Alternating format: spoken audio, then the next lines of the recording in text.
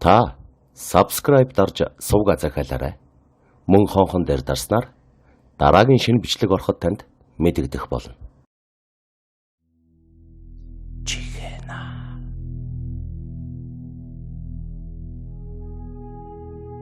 67 оны үед 25 мянгатын хэрэг, Нисхийн 32 мянгатын хэрэг гэх мэтийн дойланд хэрэгүүд гарч өнөөдрийн хүртэл энэ л нэрээрээ хуульчид болон сэтгүүлчдийн амны уншлага болоод явж байгаа. Тэгвэл 1970-аад оны үед Сэлэнг аймагт мөнгөнийхөө тоогоор дээрх хоёроос хамаагүй илүү хохиролтой нэгэн дойланд хэрэг гарсан бөгөөд энэ нь эрүүгийн ертөнцийн түүхэнд 65 мянгатын хэрэг гэж тэмдэгдэгдэжээ. Уг хэрэг үйлдэгдэх гол нөхцөлийг Монголын уран сайхны Ичээнд нь хэмээх кино бүрдүүлж өгсөн байх. Ер нь овсгоотой хулгайч нар чон бороо нар гихчээр олон түмний анхаарлыг татсан сонирхолтой кино гарч байх үеэр банк тонсон, касс угсан явдал Монголд нэлээд хэд хэдэн удаа тохиосон байдаг. Ингээд киноноос үүдэлтэй зарим нэг хэргийн талаар өгүүлье. Ичээнд нь кино 1970-аад оны үед Сэлэнг аймгийн модны үйлдвэрийнхэн төлөвлөгөө нормо биелүүлэх гээд заримдаа өдөр шөнөгүй ажилдаг байж л дээ. Намрын нэг өдөр ажилчдын цалин тавихаар болж ажил тарахаас өмнөхөн банкнаас мөнгө ирсэн байна. Тиймээс эхний хэдэн хүн цалингаа авч бусд нь маргааш навхаар болсон байна. Гэхдээ өмнө ингэдэггүй байж. Хэдий шөнө өрөө болсон ч ажилчид нь заавал цалингаа авч байж гэртээ хардаг байжээ. Харин энэ удаад Улаанбаатараас Ичээнд нь хэмээх онц сонирхолтой кино ирж сумын клуб руу хүмүүс ухаан жолоогүй хуйларч байсан болохоор модны үйлдвэрийн ажилчид цалингаа авах гэж уртын урт дараалал зогсохыг хүссэнгүй. Энэ үед Касинеров өвгөн норм журмын дагуу цагтан сэргийлэхийн дарга руу уцтаж хамгаалалт хүсснээр төдөлгүй 3 цагтаа ирж мөнгөний төмөр авдрыг сайтаргэгч нь лацдаж ломбодоод өвгөнж сэтгэл нь амарсан байдалтай гэрлүүгээ явсан байна. Гэвч маргааш өглөөн нь хүмүүс цалингаа авах гээд оочрлож Нерав өвгөнж цагдаа нартай цугт лац ломбоо шалгаад мөнгөний төмөр авдраа нээтэл ховхоосон байхан дээрээ. Үнийг хараад Нерав өвгөн муухай чарлаад л ухаан алдаж унсан байна. Хаалга цонх нь огт хөдөлгөөнгүй, лац ломбонд хിവэр атлаа авдранд байсан мөнгө алга болчихсон байсан нь үнэхээр гайхалтай. Үнээс болж аймгийн цагдаагийнхан дүргэн авсан бөгөөд ухаан алдаж унссан Нерав өвгнийг сэргээд ирэхэд нь хамт байсан 3 цагдаатай цуг шууд баривчлан хоржээ. Гэвч өвгөн мөрдөнд орсон хойноо хөлийнхөө оролтоор өөрийгөө боомлчихсан гэдэг. Тиймээс цагдаагийнхан уг хэргийг өвгөн Нерав үйлдсэн учраас өөрийгөө хорлцохлоо гэсэн дүгнэлт хийгээд 3 цагдаад мөрдөнгөө суллаж банкнаас алдагдсан 64 мянган төгрөгийн ноцтой хэргийг хаасан байна. Тэгэхдээ Нерав өвгөн энэ их мөнгийг чухам хаан нуусан, хэнд өгсөн байж болох вэ гэдэг дээр бүтэн 2 жилийн турш шалгалт хийж үйл тамаа үзчихье. Харин 3 жилийн дараа жинхэнэ эзэн тодорсон бөгөөд өмнө нь орон шоронд ял эдэлж байсан Хилдхий Дондов гихч ясны хулгайч дээрх 64 мянган төгрөгнөөс үсч үлдээлгүй цөлмөж орхижээ. Тухайн үед Дондов модны үйлдвэрт ноормчин хийдэг байж. Дэрбэр анх үйлдвэрт ноормчноор орсон цагаас эхлээд л албан газрынхаа кассыг ухах юмсан гэж шүлэгцээр иржээ. Тиймээс Касинеров өвгөнтэй ойрт нэгтэрч улмаар хамгийн дотны хүн болж чадсан байна. Үүнд мөнөөхөл гайтай хөөтэй арх тус болжээ. Мань хоёр бусдаас нууж хаагаад ганц шилэмний бүглэ мултлах нь ердийн үзэгдэл болсон бөгөөд нэг удаа Хилдхий Дондов дэлгүүрээс 3 шил арх аваад өвгөн нервийг дагуулад голын ирэг дээр очижээ. Тухайн үед архины бүглөө гүйсээр хийдэг байсан тул доторх архийг нь тариураар саруулж аваад ус хийх тохиолдол хаяа гардаг байж. Дондов авч явсан 3 шил архиныхаа нэгийг тариураар саруулж аваад оронд нь ус хийчихжээ. Амхандаа өвгөнд ахиухан арх уулгаж нам согтох, өөрөө хамт архитаж байгаа нэрийдлэр ус шахсан архиа угаад эрүүл саруул үлдэхэр шийдчихлээ. Энэ амжилттай болж өвгөн голын нэрэг дээр нам согтож унсан байна. Энэ хооронд арх биш ус уулсан эрүүл саруул Дондов өвгөний өврийг тэмтэрч өрөөний түлхүүр мөнгөний авдрын түлхүүрийг сэмхэн авч Янжуур тамхины хайрцагны дотор байдаг Монголог өнгөтэй гэлгар цаасан дээр хэвийг нь буулгаад авчихжээ. Тэгэд орой болсон хойно өвгнийг сэрээгээд гэрт нь хүргэж өгчээ. Тэрөөрөө гарын уртаа нэгэн байсан тул цаасан дээр буулгасан мөнөө хിവэрэ өвгний өрөөний болон мөнгөний авдрын түлхүүрийг ядах юмгүй ууралсан байна. Тэгээд л тохиромжтой цаг үеийг хүлээсэр байж. Гэтэл төдөлгүй Улаанбаатараас Ичээнд нь химээх киноч ирж. Тэр өдөр ажилчдын цалин тавихч давхцаж нэг үгээр хэлбэл хувьсгалын тохироо гээчин төгс бүрэлдэхүүн төр. Хүмүүсийг кинороо хуйларч байх хооронд хилтгий довтон 3 билет олж авсан бөгөөд энэ нь бас л нэг арга байлаа. Учир нь түүний касс ухах үед хэн нэг нь шавархааж мэдэх бөгөөд тэр хүнд үнэгүй билет өгч замаасаа холдуулах шилдэг арга нь энэ байж л дээ. Гэтэл чон үүрэндээ үлзийтэй гихчээр энэ хоёр билетээ явж аймгийнхаа сэргийлэхийн даргад өгч орхисон байгаа юм. Хүмүүсийг кинороо хуйларч байх үед сэргийлэхийн дарга эхнэрээс огтчихсан билет хайгаад явж байсан бөгөөд хилтгий довтон касснаас мөнгө алдагдах үед өөрийгөө кино үзэж байсан гэх гарт заагүй баримтыг үлдээхээс надад 2 билет байна. Авгаа охин хоёроо кино үзэхийн бодсон чинь ирж амтчихгүй гинэ. Та энэ билетийг авчих. Би яг ганцаараа л үзэхээс биш. Гэхэд сэргийлэхийн дарга юу ч бодож саналгүйгээр 2 билетийг нь авчихжээ.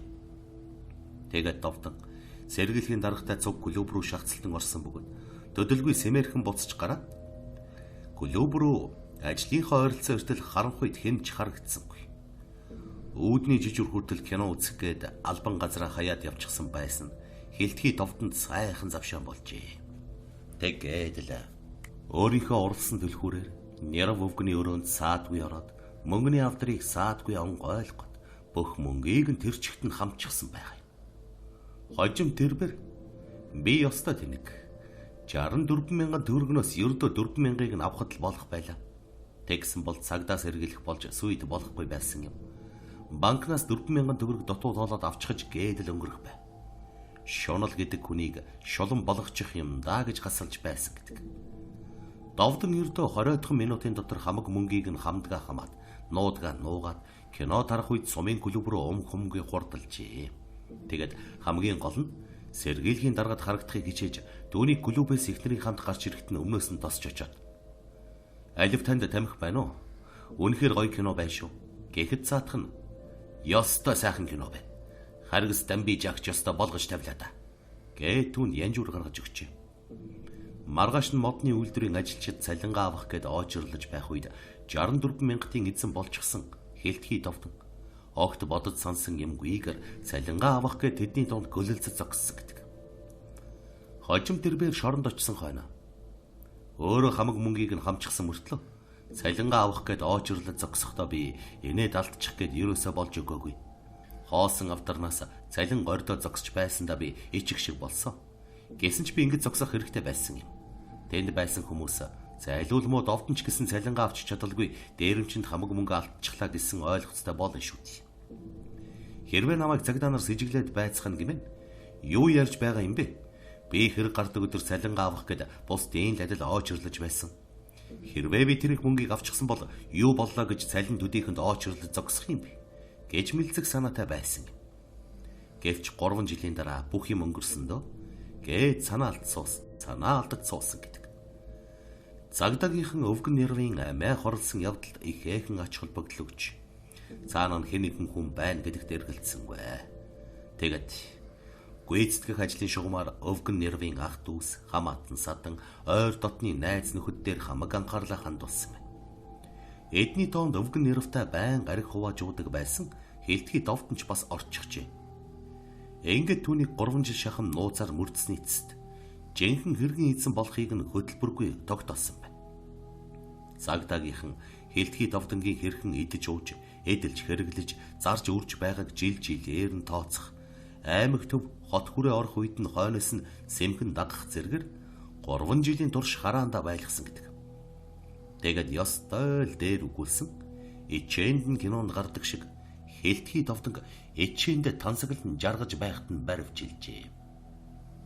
За тэгвэл дараагийн кино Хүргэн хүү киног мэдэх байхаа. Овс аймгийн цагаан хайрхан сумын харьяат Сосор бармын Батсуур гихчэр тун хөгийн хэрэгээр шоронд олон жил ял эдэлжээ. Батсуур Цагаан хайрхан суманд байхдаа нэгэн албан газар жижүүр хийдэг байж. Энэ үед Касын нэрв хийдэг өвгөн дугур сүрэн түүнтэй ихэд дотн байсан бөгөөд Батсуур түүнийг мөнгөнийхөө сейфийг ойлгох бүрт хийдэмээ шүлсээ гоожулдаг байжээ. Ийхүү олон удаа шүлсээ гоожулсаар нэг л өдөр сейфийг нухчихж. Хэрэг гардаг өдөр цагаан хайрхан сумын клубт хүргэн хүү кино гарч сумынхан бүгдээрээ л тэр зүг рүү хуйларц гажээ. Өвгөн дугур сүрэн шинэ кино үзэх гээд сейфнийхээ дэлхүрийг Батсуурын ширээн дээр мартчихад ухаан жолоогүй тэмүүлсэн байна. Энэ хооронд Батсуур сейфийг нь ухчлахгүй юугаа хийж суух билээд. Гэвч өвгөн дугур сүрэн кино дууссаны дараа түлхүүрээ ирж хайгаад сүйд болно гэдгийг яхир хулгайж Батсуур мэдэлгүй хайчих. Тиймээс тэр кино дуусгаас өмнөхөн сумын клуб руу яаран гүйжчихэд дугур сүрэн өвгөний хажууд сунгаа хамгийн хойд талын суудал суучихсан чинь олигтой харагддгүй шүү. Та харин энд ёстой гоё байгаа юм байна. Аминчхан гэдэг нь намайг дуудахгүй яасан юм бэ? Гэх зэрэгээр сатааруулж байгаад сейфний түлхүрийг нь сэмхэн өвөрлөн шургуулчихжээ. Маргааш нь шүүх сэргийлэх болж хулгайчийг хайгаад олсонгүй. Эцэст нь өвгөн дугур сүрэнг өөрийг нь хардаж сэрдээд мөрдөнд аваачаад хийчихэж. Их хэмжээний мөнгөтэй Батсуур хаяа аймгийн төв орж сэмхэн гээчийн тансагладаг болжээ. Ингэж тансаглаж явахдаа Ханц сүрэн гэдэг хөөрхөн охинтой танилцж бараг л эхнэр нөхөр болцгоосон байна. Гэвч Ханц сүрэн түүнээс нэг л юм нуугаад байгаа нь Батсуурт мэдрэгдэжээ. Цагаан хайрхан суманд аавч нь байдаг гэж дуулсан. Ингэд чи юу н хэний хүүхэд юм бэ? Гэж Батсуурыг асуухад цаатах нь эцгийнхээ нэрийг огт хэлэхгүй. Ямар нэгэн байдлаар булзааруулаад л өнгөрнө.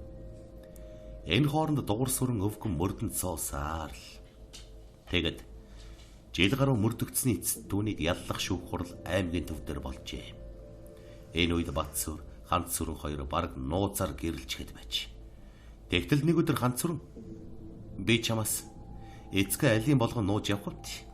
Миний эцэг мөнгө хулгайсан хэрэгт холбогдчиход аймгийн мөрдөнд олон сар суул. Маргааш шүүх хурал нь болно. Шүүхийнхэн аавыг минь тулгаж таслахаар шийтсэн бололтой. Аавыг минь дугур сүрэн гэдэг юм. Гэхэд Батсуурын дотор пал хийгээд явчихчих. Тэгээд тэр шүнжэнгөө элдвийн бодож хэвтжээ. Надаас болж өвгөн тэрч байтугай хадам эцэг болох хүн маань шоронд орох гэж үү? Сонин юм. Хүргэн хүү гэдэг кино гарч байхад би дугур сүрэн өвгөний сейфийг ухсан. Тэгтэл одоо би түүнийг хүргэн болох гэд байж байдаг. Энэ кинонд ямар нэг учир байна. Гэгцэргээр бодсоор байгаад өглөө нь гэхэд шүүхийн танхимд шууд явж очиод за энэ хэргийг би үйлдсэн юм. Харин мөнгөний тэнх хагас нь өргөцсөн. Үйлдсэн нь энэ байна. Гээд сүнхтэй мөнгө ширээн дээр гаргаж тавиад. Одоо энэ өвгөнийг солил. Ер нь би цагдаагийнхны хэр айхтар мөрдгийг нь шалгаж үзэх гэж энэ хэргийг үйлдсэн юм.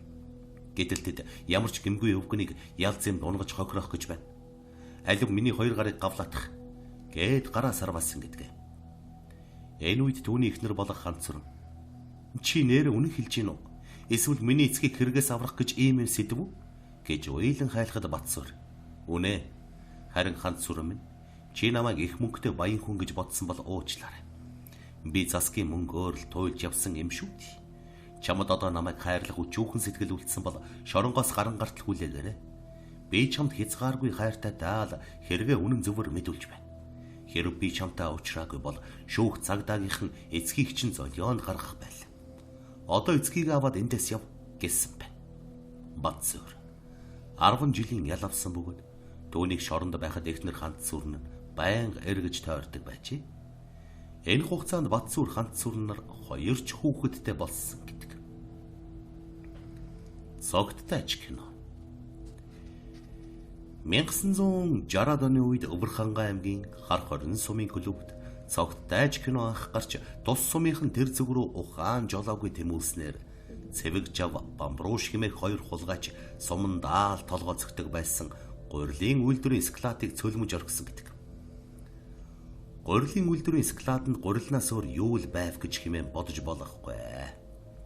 Үйлдвэрийн ажилчдын багаж зэвсэг хувцс хунараас гадна хөдөө гадаа тариа хурахад авч явдаг хоол хүнс, сав суулга, гэр майхан гэдэл 9 шидийн юм байдаг байж. Гэхдээ энэ бүхнээс явган үцгэн хулгайч юу л олж баз ав гэж дээ. Сайн даал ганц шуудаа гурил Эсвэл хоньны гулууз мах хүрээд гарч таар.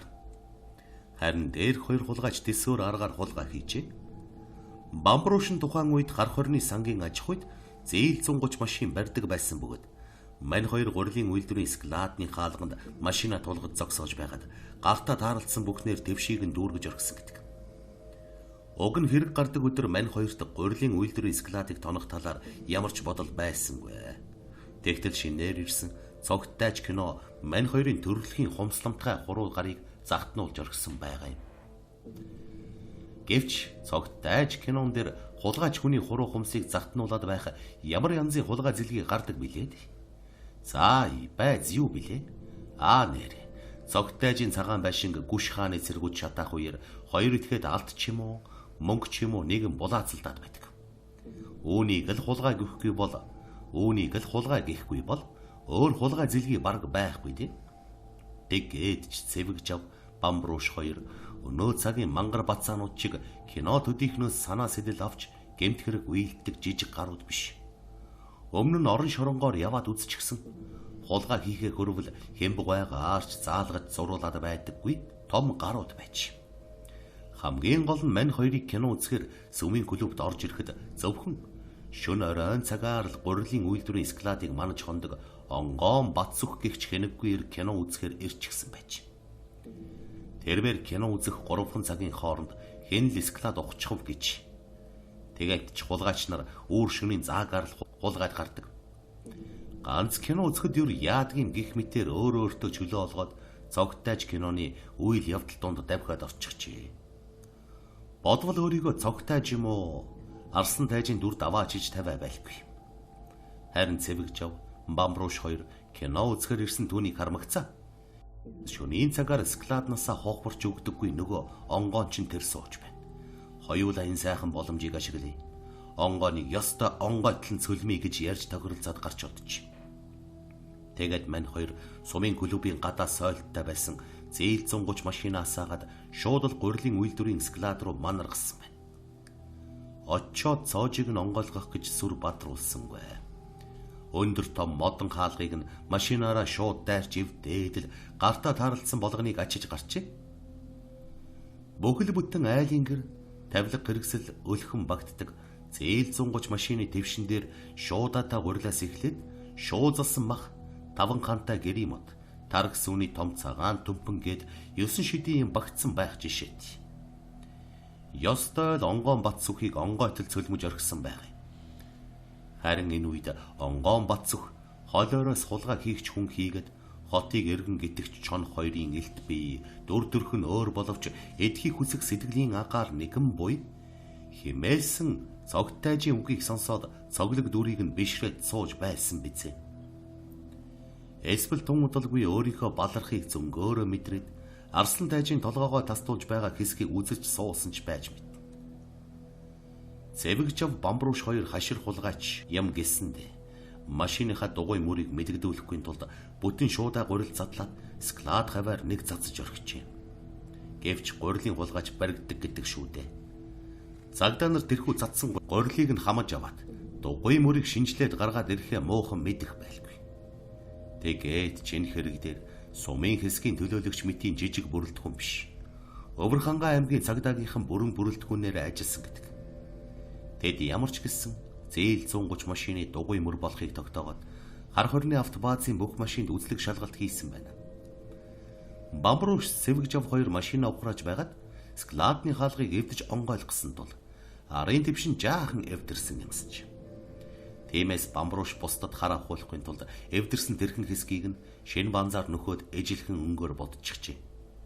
Тэгтэл шинээр хийсэн энэ нөхөөс нь цагдаа нарын анхааралд өртгөнтөр. Нэгэнтэл онцгойлсон шалгалтанд өртсөн болохоор цагдаа нар Цэвэгжав Бамбруш нарын орон герт нэгжлэг хийж орсон гарсныг нь тооцох, машин тэргэнд нь үзлэг хийж мяарсан цоорсныг нь шинжлэх гэх мэтийн олон янзын сэжүүр лавширснаар мань хоёр яалтчгүй илчлэгдэжээ. Наад захын жишээ гихтэл бөөрн дээрээ хар хорны сангийн аж ахуй гэж улаан будгаар бичсэн том цагаан кострол Бамбрушийн гэрээс олдсон байгаа. Тооврын замд кинон дээр жүжигчин дорлогж ав нэгдлийн тарган хоныг туранхай төлгөөр сольж байхдаа наад галзан хонч нь хэрэггүй Хөгшөнд үгүйлэгдээд бусдыг көөдөнд гэж хашгирдаг. Өвн шиг хар хорны сангийн аж ахуй гэсэн бичгтээ том цагаан кострол бусдыгаа хөөдөж орхижээ. Сэрэлт киног та бүхэн бүгд мэдэх байх. 1960-аад оны үед Монголын цагдаад Бацүх хэмээх сүрхийн мөрдөн байцаагч байсан тухай эдүүгээ зарим хүн дурсдаг. Тэрээр өөрийн овсгой самбаа, мэрэгжлийн өндөр ур чадвараар олон арван хэрэг илрүүлжээ. Нэг өглөө түүнийг ажилдаа эртэл цагдаагийн хилцээний дарга гурандаа гүнсэн өрөөндө дутж, завхны шилүүстэй суманд нэгдлийн хөдөлмөр өдрийн хөлс 12,000 төгрөг алдагдсан тухай мэдээлэл. Чи өнөөдрийн дотор завхан руу яаралтай яв гэж үүрэгдэжээ. Ингээд Бацүх тэр өдөртөө завхан руу ниссэн байна. Хэрэг гардаг өдөр буюу 7 дугаар сарын 10-ны орой сумын төвийн задгай талбайд сэрэлт кино гарчээ. Маргааш нь наадан болох гэж байсныг ч хэлэх үү. Сумын төвийнхэн шинээр ирсэн сайхан киног үзэж сонирхохоор хөгшин залуугүй хүүхэд шуухадгүй цугалцгаасан байна. Хүүхэд эмэгтэйчүүд хөгшчүүд урд дуран сууж, залуучууд араарн зогсоцгоож, наадмын гоёлтой морьтой хүмүүст тэнд зөөнгүй байж, сумын нэгдлийн дарга, намын үүрийн дарга нарч зөөнгүй байж. Сум нэгдлийн дарга, намын үүрийн дарга нарч сэрэлт киног үзэж сонирхжээ. Үүнээс өмнөхөн Улаанбаатар хотоос сумын ажилтны цалин ирсэн бөгөөд Нэрв нэгтлэн хоёр хагасыг нь тарааж өгöd үлдэгдэл мөнгийг нь Нэрв нь жижиг төмөр авдаранд хийж цоожлоо. Түүнийг хэрийн хүн даахааргүй том төмөр авдаранд хийж цоожилж лацтаа нэгдлийн манаач Маархаахүү гэдэг залууд хүлээлгэн өгчээ. Ямиг яаж мэдэх вэ гэд Маархаахүүд карбин буу өөрүүлэх ээж марцсангүй. Тэгээд Нэрв нэгтлэн хоёр шинээр ирсэн сэрэлт киног үзэхээр уяа алгадаад алга болж өгчээ. Манаач Маархаахүү ихэндээ сумын конторын үүднээс салахгүй төмөр авдартай мөнгийг харгалзаж байснаа сүүлдээ кино үзэж буй хүмүүсийн инээлдэж шуугилдахыг сонсоод дэсэлгүй явж утсан байна. Тэгэд хөөхий золгүй сүрэн умгар хар гэрт нас барч буй хайртай залуу жамцсан морины хурдаар давхин ирж буй хэсгийг шимтэн үзжээ. Нойрноос морь, чөмгнөөс хутгаа гэдэг үг хизээний орт өг. Маархаахүүгийн хувьд гэвэл киноноос мөнгө гэдэгтээ утга дүүих бөгөөд манер бас манаа хийж буй юм гэсэндэ кино үзэхийн хажуугаар конторын зүг байн хараа бэлчээж байсан байна. Тэгээд нэг хэсэг кино руу шимтэж байгаад конторын зүг харвал харах үед нэг хүн сүйтгэх шиг болжээ. Тиймээс юу нөгөө сүрэн жамц бумааг үзэхдээ мантай шууд л конторын зүг ухас хийсэн байна. Түүнийг конторын үүдэнд явж очтол хажуугаар нь содгүй хэмээх 30 гаруй насны эрд зөрж өнгөрсөн байна. Маархаахүү дотог шортол мөнгөний авдар онгорхой байх энэ. Төвний зүрх бал хийгээд л явчихж. Мөнгөний авдрыг онгочиж үзтэл дотор нь юу ч байсангүй. Нэг өсөндөө жижиг авдартай мөнгийг нь тэр чигт нь аваад явчихсан байжээ. Маархаахүүгийн хоёр нүд нь духан дээрээ үсэрч гараад контороос гүйж гармагцаа. Хүмүүсээ мөнгө алга болчихлоо гэж байдгаараа хашгирчээ. Гэвч сэрэлт кинороо хамаг ухаанаа тавьчихсан байсан хүмүүс түүний дуг тэгтлээ анзаарсангүй. Тиймээс Маархаахүү агаарт хий буудаад хүмүүсээ ажилчдын цалин хулгайч аваад явчихлаа гэж хашгирсан бөгөөд хүмүүс цагааны цэгмэдийн чиний нөгөө хойд газар хонин гөрвөл болж төрнө гэсэн чинь яасан бэ гэж орилохдоо манаачийн бархирах хоёрыг сая л нэгэн ялгаж салахтайгаа болж дор бүрнээ болсон харайц гасан байна. Зарим нь Маархаахүүг агаарт хий буудахад кинон дээр л буун дуу гарч байна гэж ойлгоод нэг өсөндөө цагааны цэгмэд уурандаа ловон ламыг буудчихлаа гэж буруу зүрүү ухаарсан гэдэг. Тэгээд тэд юун сэрэлт үзэх мантай болж бүгд л сумын конторын зүг хуйлэрц галсан байна. Нэгдлийн дарга хамгийн түрүүнд Маархаахүү дээр гүйж ирээд юу болвоо? Мөнгө алдчихсан гэж юу хэн авсан бэ гэж амьсгаадахад Маархаахүү юу ч бодож саналгүйгээр содхуу авсан гэж хэлжээ. Гэтэл содхуу улаан галзуу юм дахиж ирээд би яахаар авдаг юм? Тэр их мөнгийг би хаана хийх юм? Чамайг ална гэж хашгираад түүнийг заамдан авчээ. Сум нэгдлийн дарга асуудлыг халуун дээр нь шийдэхээр хүмүүсийн чимээ шууганыг зогсоогоод Маархаахүү содхуу хоёр руу ээлжлэг харж. За та хоёр сайн сонсч бай. Маархаахүү чи яг одоо үнэн хэл. Энэ содхуу авдран дахь мөнгийг авсан уу гэхэд Маархаахүү тухаараа харж хэсэг зогссноо. Үгүй аваагүй гэж гомгонжээ. Хүмүүс шуугилдаад явчихж. Ихэнх нь содхүүг мөнгө аваагүй гэж итгэж шүү гэсэн ажээ. Тэгвэл тэр мөнгийг хэн авсан юм бэ гэж даргаыг асуухад Мархаху мэдэхгүй хэмээж. Нэгдлийн дарга Дэмиэл содхүүгийн хамаг хувцсыг нэгж шүүзээд энэ хүн аваагүй бололт. Тэгээд ч мөнгө жижиг төмөр авдартайгаа алга болсон. Морьтой хүмүүс авч яваад л зүгтачихл. Ерөөсөө аймгийн сэргэлэхэд мэдгэдэй. Хотоос дуршлагтай мөрдөн байцаагч дуудуулаа хэмээжээ. Ахмад Батцүхийн шилүүстэй суманд өргөдөж ирсэн учир явдал ийм аж. Тэр байр мөнгө алдагдсан бүх ээл байдлыг наривчлан судалсан байна. Содхүүгийн хувьд гэвэл өмнө нь хулгайн хэрэгээр шоронд орж байсан. Ер нь юу л бол юу хийчихэр догширсан этгээд байсан бөгөөд хамгийн гол нь түүнийг үнэнчээр гэрчлэх ёстой. Мархахугийн үгүй гэдэг үг бүхнийг чөдөрлөж орхижээ.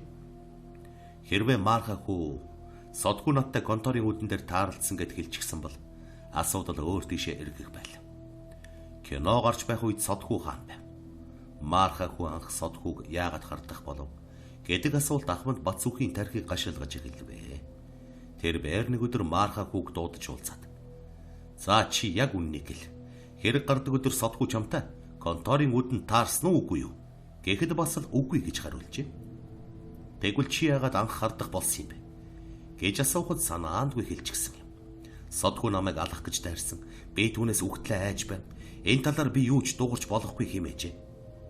Тиймээс Ахмад Батцүх содхүүг яавч зүгээргүй гэж дүгнээд мөрдөлтөө өргөжлүүлж байсаар жилийн дараа түүний гэмт үйлдэлийг хөдөлмөргүй тогтоосон байна. Учир нь содхүү чийг даасан газрын үнэр шингэсэн арвтын дэвсгэртүүдээр 8 хийж эхэлснээр цагдаагийнхны хараанд өртөж гэмтхэн гэлбэлзэн гихчээр дун ядах юмгүй хэрэгэ хүлээгээд зогсохгүй. Сумын контороос холгүй ихэн булсан жижигхэн төмөр авдартай мөнгө хүртэл гаргаж өгсөн гэдэг. Энэ мэтэр хүмүүсийг онц сонирхолтой кино руу шуурч байх үед чон борооноор хулгайч симхийгээр химээсэн зүйр цэцэн үг амьдрал дээр боддоор хэрэгжсэн тоймгүй. Эрүүгийн түүхэнд тэмдэглэгдэж үлдсэн л дээрх дөрвөн хэрэг болохоос биш. Цаана нь мэдэгдэж барайгүй жижиг сажиг хичнээн хэрэг байдгийг бүү мэд. Үүний тод жишээ нь 1990-ад оны үед монголчуудыг хуйлруулсан халтар царайт хэмээх Латин Америкийн олон ангид кино бөгөөд тэр үед телевизэргүй айлууд нэгнийдээ бөөгнөрөд уг киног шимтэн сонирхдаг байваа. Гэвч хамаг монголчуудыг ийхүү халтар царайт руу хараага хандуулж байх тэрхэн мөчөд хашир хулгайч нар хэдийгээр банк тонож дэлгүүр дээрэмдээгүйч хаяага хадран айл ухаж харснаа хумслан дүүд тонсон явдал зөндөө билээ.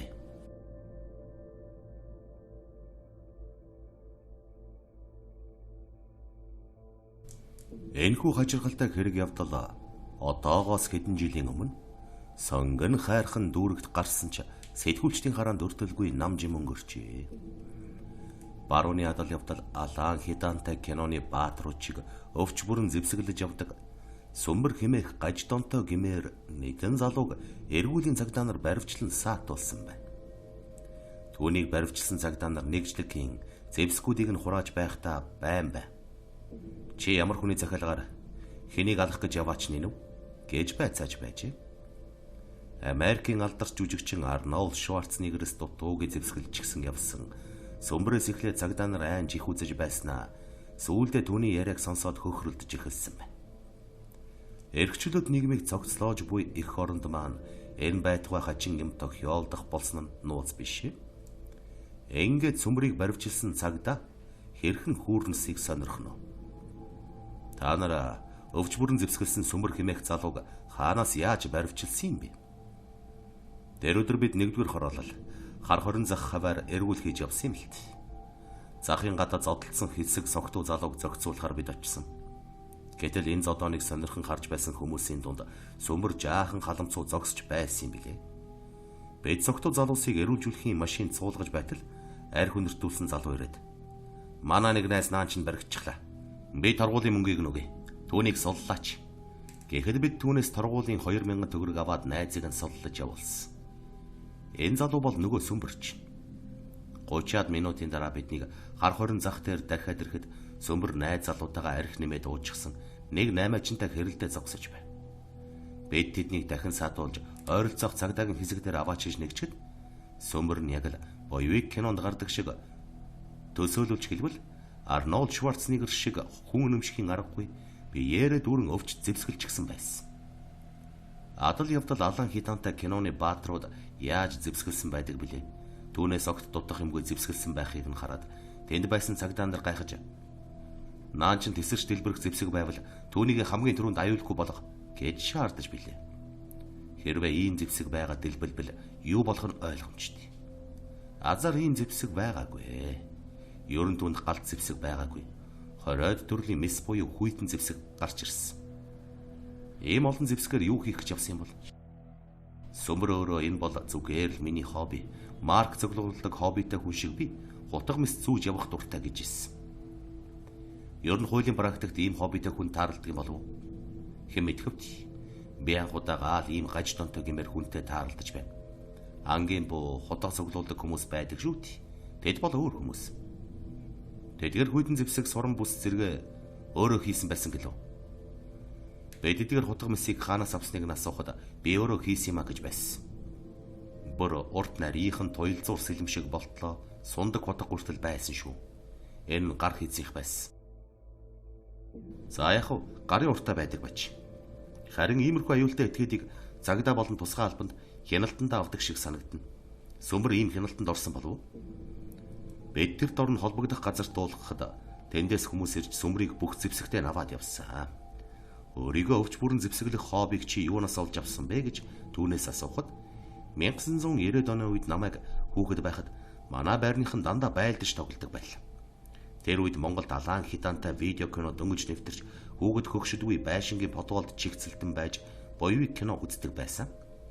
Ийм кинонд өвч зэвсэглээ тоглож буй Арнольд Шварценеггер, Ван Дам, Чак Норрис нар нэг хэсэг миний шүтэн болсон юм да. Алийн болгон тэднийг хоосон шүтж байх уу? Тэдэн шиг зэвсэглэхэд юу нь болохгүй билээ гэж бодох болсноос хойш янз бүрийн хутга мис хийж гисэн.